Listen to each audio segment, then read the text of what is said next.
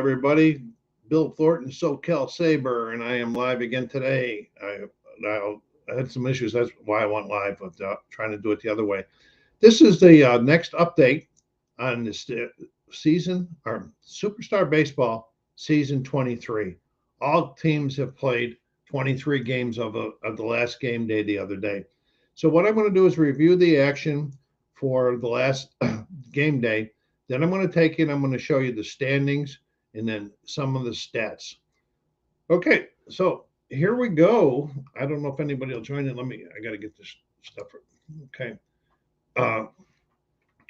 In the AL the other day, the opener saw Boston put a thumping on its sister team, Detroit. I own both of those, 13-5. An oddity occurred when Jesse Hill got ejected in the bottom of the second inning for hitting the third batter of the game. Musial, Maglio Ordenis, and Willie McCovey hit home runs for Boston. Don Drysdale got the win in relief after Tannehill got ejected. It caused their rotation to it. I forgot to say, some of the news for the week was for the Chicago White Sox, Roy Thomas's injury is over and he's waiting for an assignment. And the other news is the suspension of Dodgers' Hank Greenberg is over and he's eligible to play again. Okay, back to the AL. In the second game in the AL, Jose Fernandez pitched a complete game and Jason Giambi hit a home run to lead the White Sox to a 6-2 victory over its sister team, Seattle. Fernandez got the win and Randy Johnson the loss. Game 3 in the AL saw another complete game pitch as Tommy Bond did it for the Angels. LA scored 10 runs without hitting a home run to get a 10-2 victory over Baltimore. Bond got the win and Carl Mays got the loss. Okay, moving over to the NL. It started off with a close game. Willie Stargell hit a home run and Roy Campanella drove in 2 runs to lead the way for the Dodgers to get a 4-3 win over Pittsburgh. Bill Terry and Nolan Arenado hit home runs in a losing cause. Hal Woodashik got the win in relief. Randy Myers took the loss in relief, and B.J. Ryan recorded a save. I usually tell you what the records were, but I'm going to be showing you the standings so you'll be able to see them all there. Now, the second game in the NL, Lou Gehrig hit a home run for the Giants, but it wasn't enough. St. Louis came back after trailing 4-0 to get a 6-5 win over the Giants. Chief Bender got the win, Bob Gibson the loss, and Greg Olson recorded a save. I had a lot of fun this week.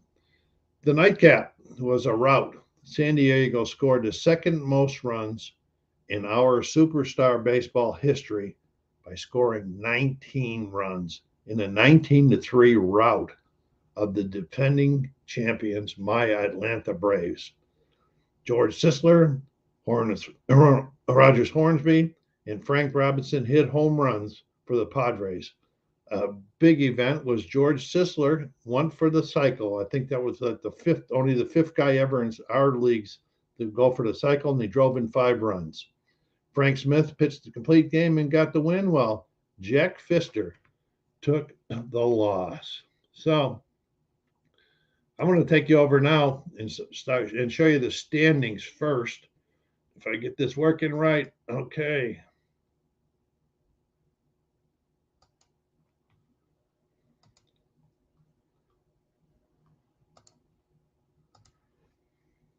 Okay, there we go. I hope you can read that. This is as of 23. Call the American League Division 1. See Boston up on top there, 14-9.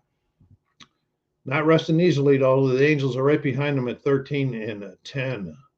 The Yankees are at 12-11, and the White Sox are 10-13. Quite a competitive division. Moving over to the other division in the AL, see Baltimore at 14-9, one of the top teams in baseball, and Detroit's right behind them at 13-10. They were in the same situation last season where Baltimore was ahead of them, and then Detroit caught them at the end and passed them for the division title. Texas is at 11-12, and Seattle is at 5-18. So what's happening right now, because of the way things are eliminated, the top two teams make the playoffs, plus the third place team with the best record. So the Yankees would make the as the wild card right now, and then, but look at what's going on here. Texas is right behind them. Seattle is not mathematically eliminated, but we can say it is. The schedule is just like in the major leagues in the last month of the season. The final 6 games of the season are played against, you play each team in your division twice. So that's big. These first place, second place, everything gets flipped around when they're this close. So it's going to be a lot of fun. It's going to be interesting. Okay, let's go over to the National League. Division 1. Let's get it up here. San Diego at 15-8. The best record in baseball at this time, I believe. Phillies is behind, chasing them at 13-10. Pittsburgh at 11-12. Pittsburgh really suffering. The Giants snuck into the playoffs last year, and looks like they're going to try to do it again this year.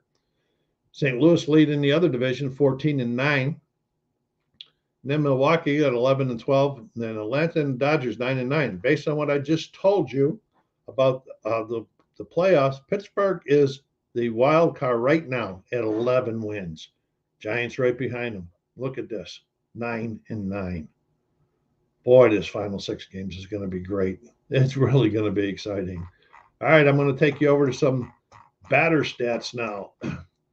This takes me a second to find. Okay, we're going to go to the AL first. Here we go. As of 23 games.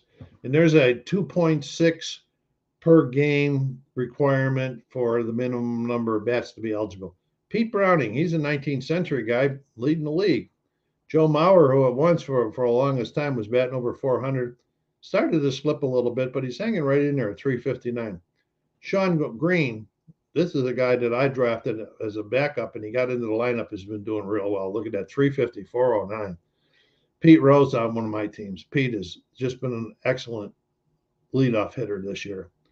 So you can see all the way down to Frank Thomas still batting 301. That's in the surprise. Boudreaux, pretty steady guy. Cobb, look at that, 410 on-base percentage. Okay, I'll skim it down just a little bit so you can see a few more other guys. Stan's having an off year. George Brett's starting to come up. Mickey's batting 286, but I think he's leading the league in home runs and RBIs, and we're going to see that in just a second here. Okay, we're going to check out the American League RBI race at this point in time. Oh, Mickey's got a wide lead over that. Look at that. With only 7 games left, he's got 27. But 27 is over 20 is a pretty good year for RBIs in 30 games. But a 30 game season Mantle might have, or 30 RBIs, that is super excellent. So he's looking at that. But Simmons and Thomas, they'd have to really go around and roar right now to catch him. All right, let's go down and check the American League home runs. See, Mantle is at 8, tied with A-Rod. Now, A-Rod is in the AL this year, but he has won a home run title in the NL. So he's going to try to show that he can do it in the interleague. He's not batting real well average-wise, but he's got the power, got the RBIs, and he does bring good defense at shortstop. So, he's a solid good pick. I would just say a good pick during the draft. Okay, then you got a bunch of guys at 7 here. Frank Thomas, Al Simmons, and them. I would say these guys. Mize hasn't been playing much lately. Bill Freehand's having a good year. I call this my tribute year because he just passed away in real life last year. Jimmy Fox is a little bit down from his normals. Here's that Sean Green I was talking about before. Besides hitting in that 5 home runs, 12 RBIs, and he hasn't played the whole season. Okay, let's go back up now, and we'll go switch over to the American League hitting. Come on, there we go. Rogers Hornsby on a tear, 405. Will he be the second guy to bat 400 in our leagues, in our seasons? The first one was Ted Williams just last season. Garrick having a big season for San Francisco. That's one of the biggest years he's had in recent memory. Jesse Burkett, he's having a good one. Bill Terry, I'm in Pittsburgh, 361, 418. Really, really nice. You look down there, George Davis down there at 290 and 340 on base. George has fallen off. He's been in a batting slump for about 3 games now. He's normally bats over 300. He normally leads off for me, and Bill Terry's batting second. Piazza, one of the better hitting pitchers in superstar baseball, having a good year. Him and Joe Mauer both having good years. 354 with a 440 on base percentage. And looking over there, Piazza's also got 8 home runs. Nice. So a lot of good stuff going on there, and not as many. Look at this was a surprise when I was getting late in the draft and I needed another starting outfielder, so I drafted Roger Maris. And other guys, there were comments were made. Oh, he's not no good. My friend Frank used to draft him a lot, and I never really paid attention to him. So I said, I'm going to give him a chance. Look what he's doing: 306, 381 on base, 7 home runs, 21 RBIs. I can't ask more than that. This guy I really like. It got stolen this year. Bill Madlock. He's really steady, season after season after season. All right, let's go down. Let's check the RBIs in the National League. Okay, we got Piazza at 22, Gehrig at 22, Robinson 21, Bench 21, Maris 21, McGwire 21. Wow, what a race for the RBI crown in the NL with 7 games left. Sosa still in the battle. So, this is going to be a lot of fun. I'm really, really excited about this year's finales. Let's go down and check the home runs.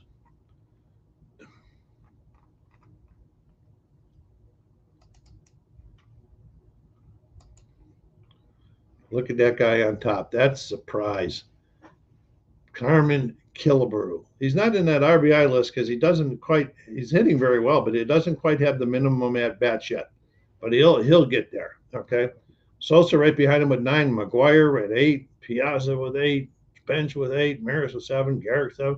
It's going to be another battle, but Harmon Killebrew, honestly, is the surprise this year so far. Another good surprise is this Ellis Burks.